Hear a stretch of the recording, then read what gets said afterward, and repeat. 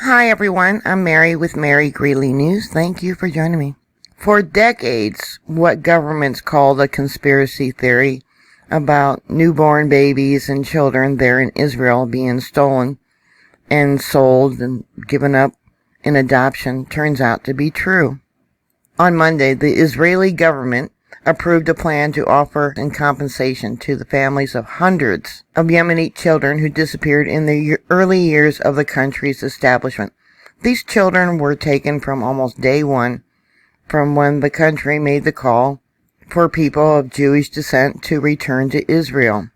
I think the reason they're finally admitting to these abducted children is because of DNA testing has found these missing, stolen children. The Israeli government opened up an investigation back in 2016 by Benjamin Netanyahu. They are only admitting to the abduction of about 1,050 babies, but it could be as high as 4,500 or even higher. Some of the children that were taken were survivors of the Holocaust. There is one story of a husband and wife from a camp in Poland who was 8 months pregnant when they arrived in Israel, and their child was taken.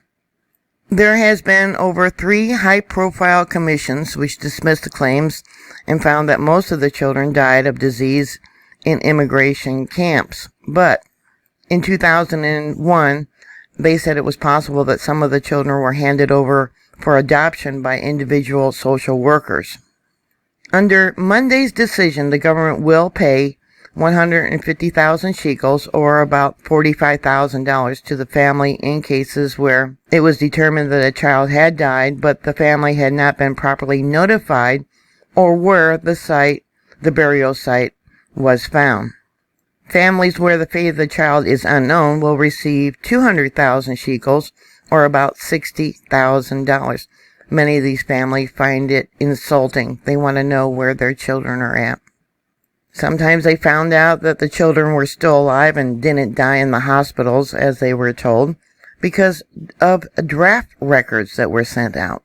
One woman, when she turned 17, received 2 draft documents, one for her and one for her twin sister, who they told her had died after birth. She found out that the 2 babies were actually transported to Tel Aviv after the mother was told that the babies had died.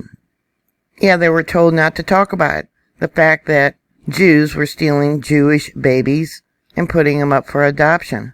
Here on an article from the New York Times in 2019, it says that the issue continued to resurface because of sporadic cases of family members who were said to have died as infants being reunited through DNA testing, as well as a number of testimonies from nurses working at the time who collaborated that babies were taken.